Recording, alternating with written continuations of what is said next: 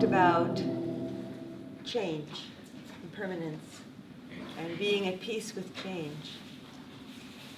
And realizing through our meditation practice that change is constant. Our sensations are changing, our thoughts are changing, our moods are changing, our ideas are changing.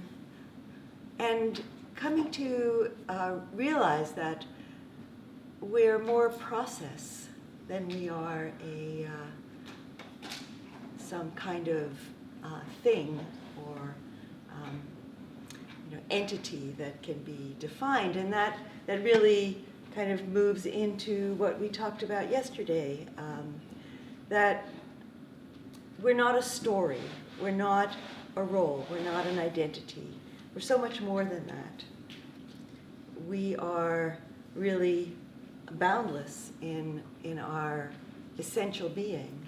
And when we deepen, as we deepen in meditation practice, and we see that all experience is arising and passing away, and there's no self, there's no me in control of what's coming into my awareness, and what's unfolding in my life, then we begin to, with time, with practice, we begin to let go of that, that grasping, that resisting, that trying to control our lives. Of course, we're always responding, but as we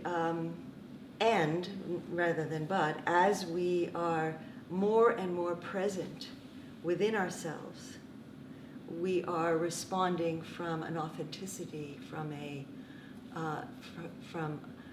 a real sense of knowing our experience and knowing what is an authentic response.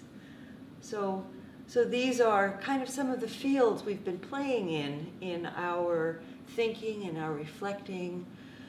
And today what I'd like to talk about is that, and all of this is in the interest of really understanding our practice as being something which is woven through our whole life, that our life is our practice, and our practice is our whole life.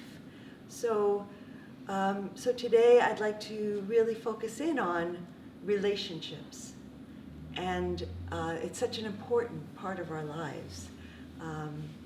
Our close relationships, our families, our work relationships, our neighbors, our community, our sense of being a citizen, a presence in the world, and I think most especially a sense of intimacy, which we all really long for.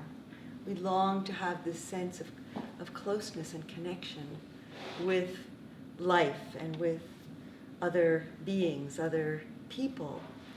And sometimes, of course, we feel alone, and that's a state of. It's lovely. Solitude. I'm not talking about solitude. Solitude can be when we're comfortable being with ourselves. Solitude can be lovely, but when we feel isolated and alone, that can be quite a difficult and stressful and unhappy feeling. And the truth is that we're not alone.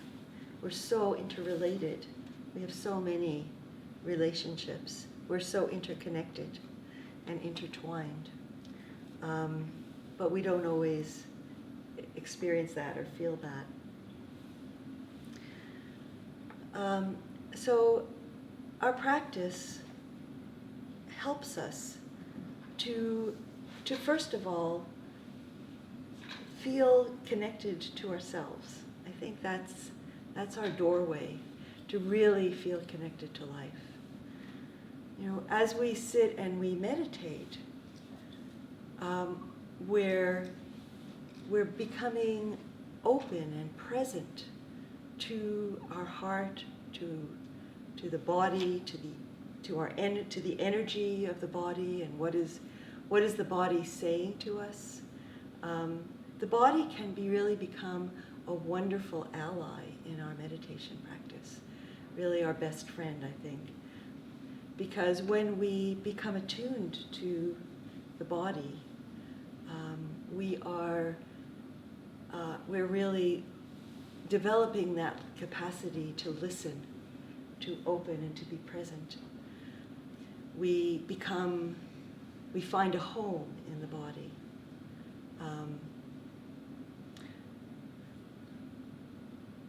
The Buddha talked a lot about mindfulness of the body, and he talked about how, by cultivating mindfulness in the body, we're cultivating peace and joy and presence in the world and to ourselves.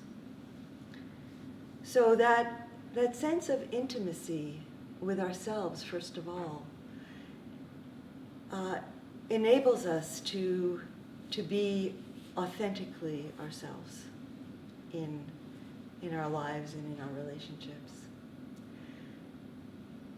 So to be intimate with ourselves, one of the ways that I've thought of practice is a practice of true honesty.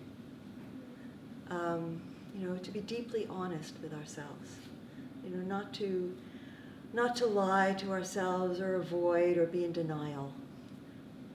When I sit and I connect with the breath and the body, and the mind becomes still. We've used that metaphor throughout our time together that Ajahn Chah offered of the still forest pond, and how all of the creatures, when we sit very still and we don't make a disturbance, all of the creatures come out of the woods and out of the shadows and present themselves. And that's a metaphor for really opening our heart and mind to everything that we are. And so this capacity to be present with ourselves, to be intimate with ourselves, is so key to enabling us to be open to and intimate with another and others in our lives. So I think it's important that in our practice we ask ourselves, when I sit and I practice, am I holding, what's coming up? And am I holding anything which is painful? Am I turning away in my practice from anything which, is painful, from guilt, from, anything which is in shadow? There is just like anything, practice can be misused. And there's an expression in spiritual practice that's come out recently or in recent years called spiritual bypassing. When meditation practice first came to the West, there was a lot of spiritual bypassing going on. And so what is spiritual bypassing? It's using our practice to actually, instead of to turn toward what is difficult and challenging and painful, but instead misusing it to turn away from it. And so, and I actually practiced a lot of spiritual bypassing in my early practice. I did some Zen practice early on when I began practice. And so I was actually in a really quite bad situation. It wasn't really a good, nourishing context for me, but I would sit down and I would meditate, and I would get my mind concentrated, and I'd be on the breath, and my mind was becoming so, clear and focused, and I was getting all this energy, and I was using that focus to actually turn away from, what was coming up in my heart. And it was only later, practicing with, doing different practices with different teachers, that I recognized that kind of practice was not bringing me into more intimacy with myself. It was actually becoming a tool for me to avoid what was difficult and painful.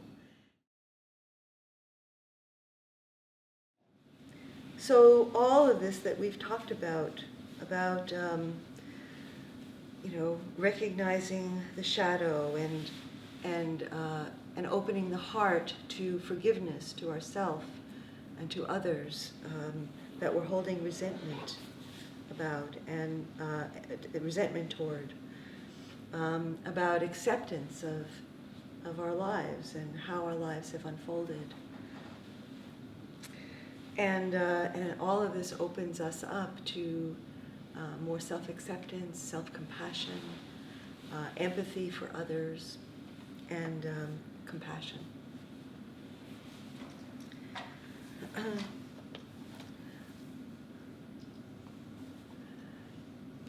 So one of the things that we discussed yesterday in talking about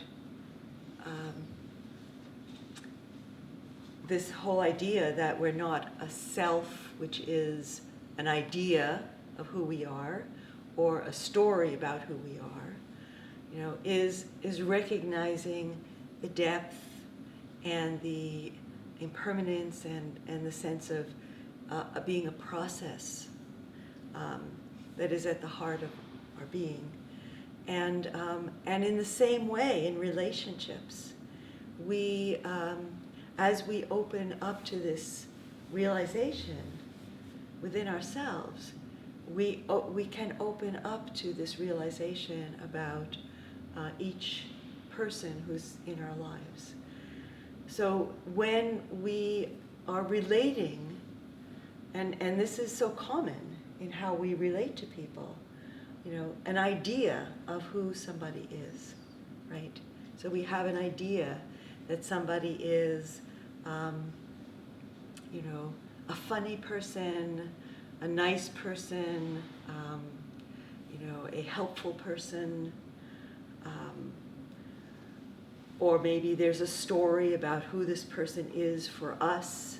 So we're seeing this person in terms of, our own agenda. Who are you for me? Then there's actually, where there's not a relationship that's happening with a present moment attention to, well, who are you, like in this moment? Who is Kathy? Who is Carol? Who is Ian? In this moment, we're relating to the person as in terms of our ideas about who they are and how we've experienced them in the past. And if we're process, if we're always emerging and unfolding, well, so is the other. And so as we deepen in our realization of ourselves being an unfolding process, a mystery, then we also are able to open to a reality of others being that. And as we're able to to really live from an inner presence. I think of how so many of us live, and how I have experienced, myself, in a way that there's this sense of the mind is divided, and there's this idea of how people see me or how I want to be seen. And so I'm turning around and looking at myself. In a way, I'm dividing my mind and looking at myself and saying, what do people expect of me? What do people want of me? What do people, and of course then there's this, I want to live up to that expectation. I want to get the approval, the approval people, that what I'm projecting that people want of me. Do you understand? You're following what I'm saying? Like somehow that we're dividing our minds, and this relates back to what I talked about with our upbringing, parental approval, wanting to be something for our parents, wanting to be something for our teachers. So it's not that this is all bad, that sometimes having when there is a wholesome sense of I people expect me to be ethical, people expect me to be kind, not to be cruel, not to be greedy or selfish. There can be a wholesome quality to this, of course.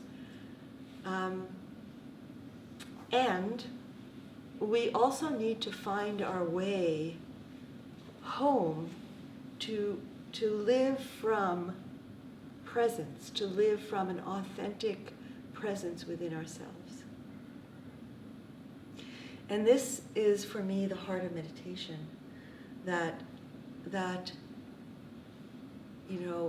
when I recognize ideas about who I am and who I should be, I can't find a sense of grounding in that,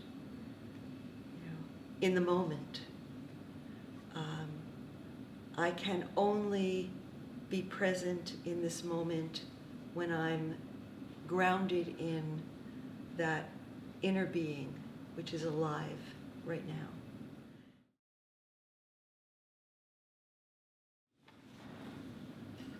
So when we listen to somebody, it's important that we listen, with a whole heart, without judgment, without planning what we want to say back to that person, that we're receiving that person. That beautiful poem by Clover Catskills, said, when we listen, when we really receive somebody, we're in a way providing a home for them within our space of listening and receiving. And she said, there are so many homeless. There's too many homeless people in our culture. Not just people who literally are homeless, but people who feel unconnected, who don't feel received. I read somewhere a Zen teacher said he was reflecting on what is the most essential thing about being a teacher, and he said that he decided, or he felt, he kind of, his answer to himself was, the most essential thing about being a teacher is being a presence, or I think he used the word a vortex, of space and love. And I thought, oh, okay, I think I can do that. So, and I think we all can do that. I think we all can do that. So when we listen, when we truly listen, we're not even agreeing with what they're saying. Because if we're agreeing, that's a kind of a judgment. We're just receiving. And when we're just present with, actually communication can become communion. And so that quality of presence with is something that can be really sacred, really holy, whole. If there is somebody in your life that you feel needs to change, is there somebody in your life that you feel needs to change? So, so I think that we all experience that because we look at somebody and they're saying, and we're saying, it's not working for them, and why do they keep on doing the same things, and why don't they see that what they're doing is not working for them? And the greatest catalyst for change, and I deeply have experienced this, is a complete acceptance of who that person is.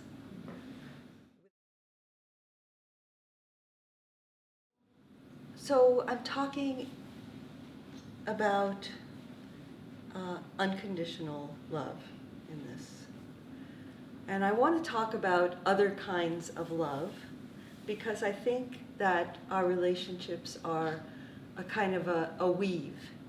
And it's not that these other kinds of love are bad, but I think it's important to know what is what, and to know the limitations of different kinds of love.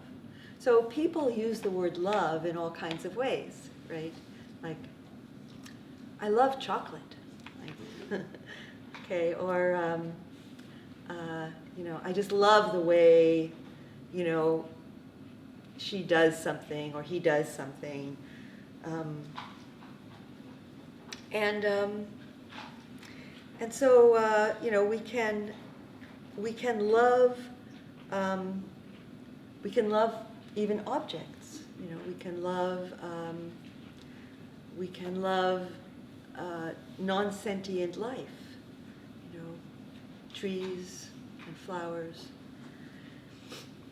So there's an element of love which is sensual, and it makes us feel good in our senses.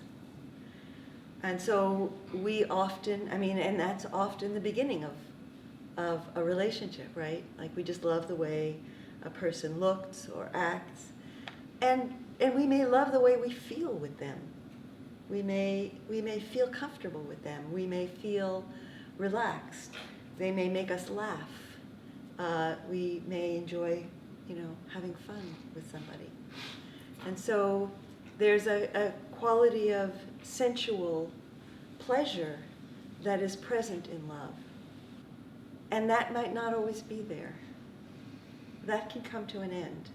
So somebody who was always, so funny and up might go into a kind of a down, might get depressed, might go through something in their life where they're just not that person that made us feel so good and that we always had fun with.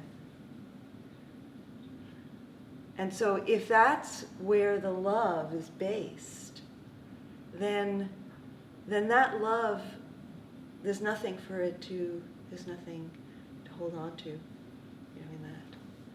It just kind of falls apart. So do we know of relationships, or have we experienced relationships that have kind of gone that route? Another kind of love is an emotional love. there's a lot of bonding, that quality of emotional love, like that person is really supportive to us. We've shared experiences together. We've gone through tough times. So there's a deep attachment. That's in a way a deeper kind of love than just sensual love, because it's more than just pleasant sensual feelings. There are shared experiences and so on. But even that emotional bonding, can be tried and tested and can break. I've heard stories of people who have gone through really difficult times, like couples, who have gone through a very difficult time, like a child has died, or the conditions of their lives have drastically changed, and the emotional bond wasn't strong enough.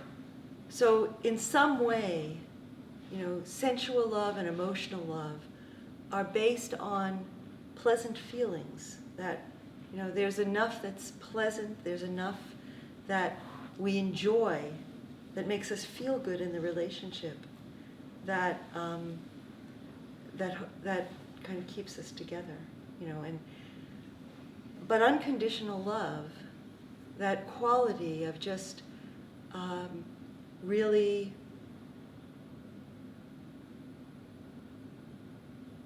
knowing that there's a union, is not based on pleasant feelings. Knowing this profound connection. It's not based on that you in some way make me feel good. So I think that our relationships are a weave of sensual and emotional and unconditional love. And I think that it's really important that we kind of be aware of the balance, in that. As I was practicing and deepening my practice and understanding the practice of loving kindness, of metta, which is this quality of just caring for somebody without preference, without attachment, this quality of unconditional love. And I began to bring that awareness into my understanding of my love for my children. And it helped illuminate for me, to what extent was I wanting my kids to become something because it would make me feel good, and to what extent was I really open to their unfolding and their choices, even if I felt that their choices, from my perspective, according to my perceptions, might be kind of not working, not in the right direction, according to my ideas.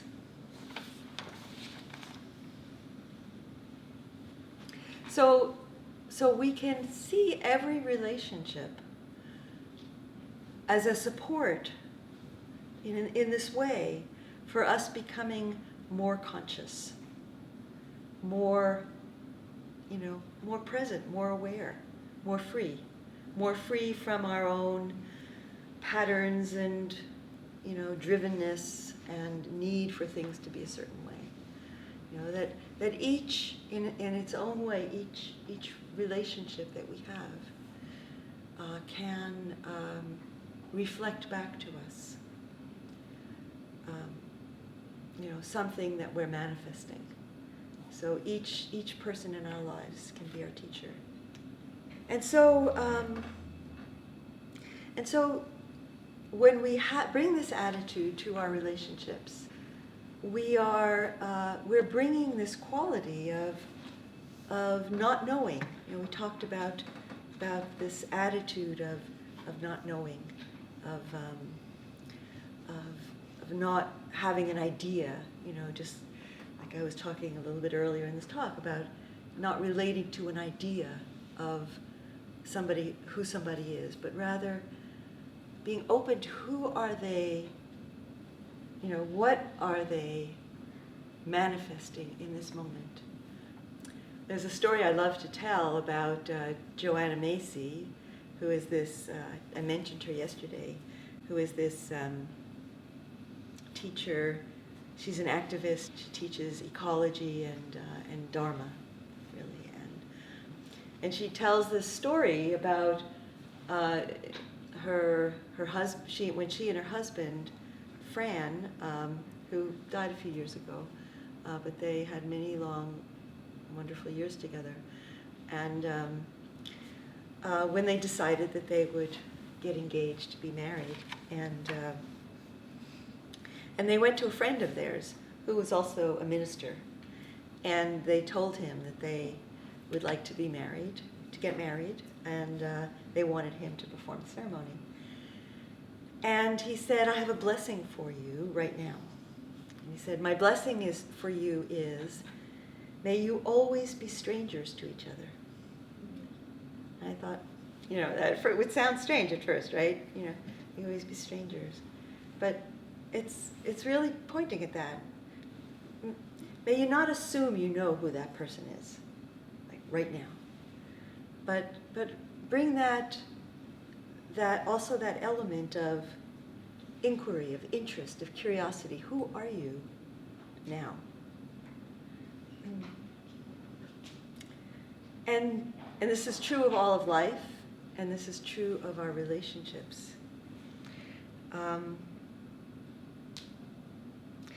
There's a Zen koan. A koan is, in case somebody's not familiar with that word, a koan is a kind of a riddle or puzzle which uses words to bring us beyond words. So it confounds our common sense, our logic, and in working with a koan, you need to go kind of deeper than the logical mind to get it. And so this koan is between a teacher and a student. And the teacher, Dizang, asks Fayan, "Where are you going?" As Fayan's getting ready to go somewhere. He's getting some stuff together. And Fayan says, "I'm going around on pilgrimage." And Dizang said, "What is the purpose of pilgrimage?" And Fayan says, "I don't know." And Dizang says, "Not knowing is most intimate. Not knowing is most intimate."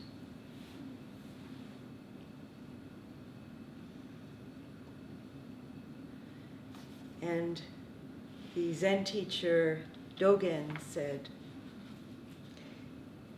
"Enlightenment is intimacy with all things."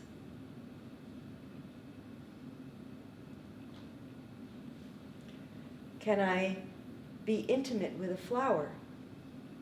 Can I not know what is a flower? Can I really experience communion with a flower?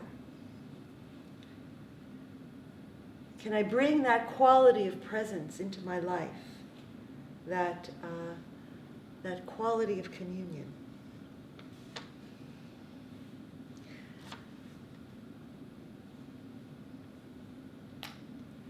So that quality of presence, I think, is what we all need. And it's what we can offer the world. We talked a little bit about that yesterday. It's not to be underestimated. It's rare. It's precious.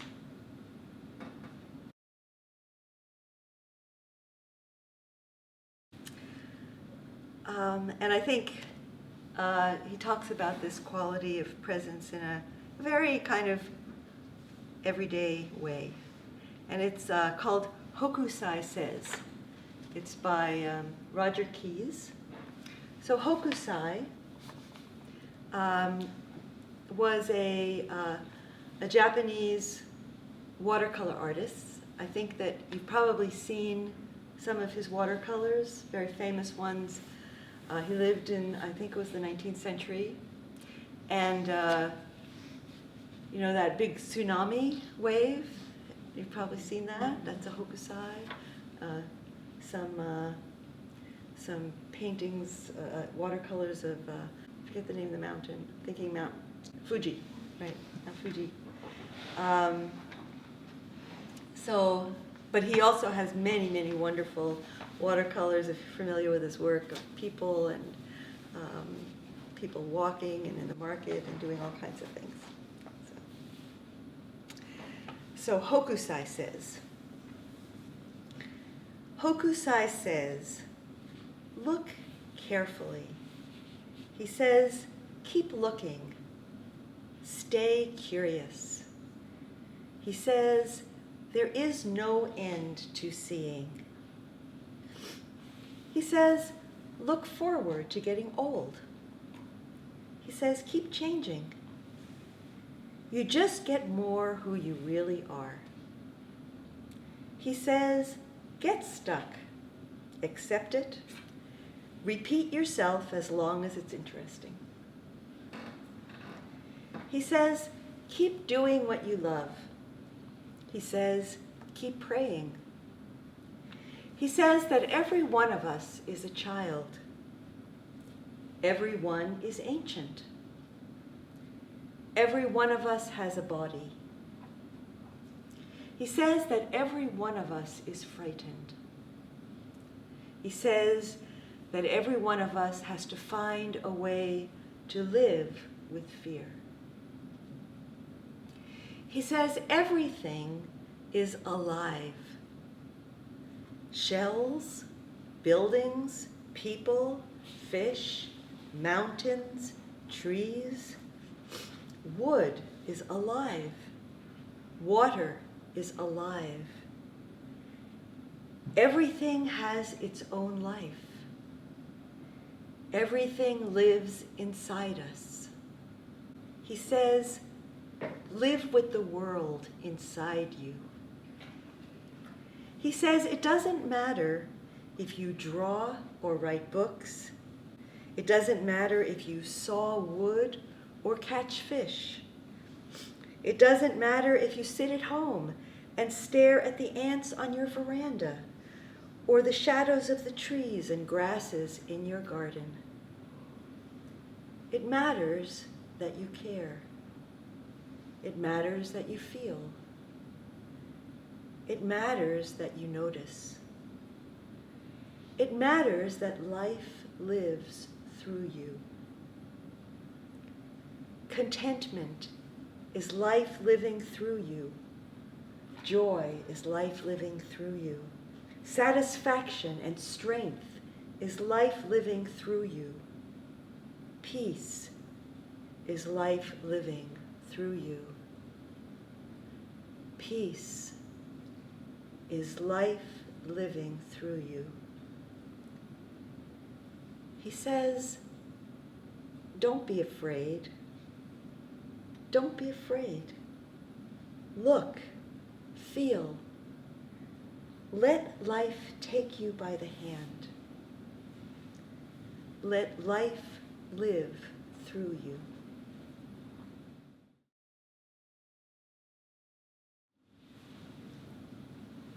So let's just take a minute to just sit and connect with the body and feel whatever we may be feeling.